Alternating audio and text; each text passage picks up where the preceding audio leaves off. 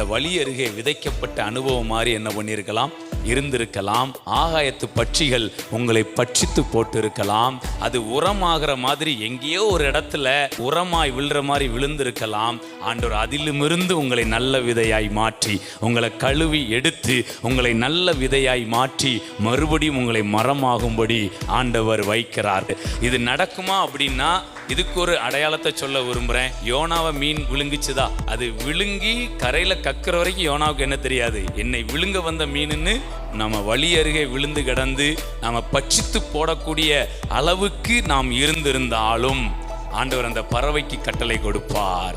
அது கொண்டு வந்து கரெக்டாக நல்ல நிலத்தில் தேவன் வைத்திருக்கிற இடத்துல நம்மை கொண்டாந்து கக்கி போடும். நம்மை ஒரு நாளும் ஆண்டவர் உரமாவதற்கு விடமாட்டார். நீங்களும் நானும் மரமாகி மிகப்பெரிய பெரிய மரமாக இருக்கணும். அது அநேகருக்கு என்ன பண்ணணும், நிழலை கொடுக்கணும்.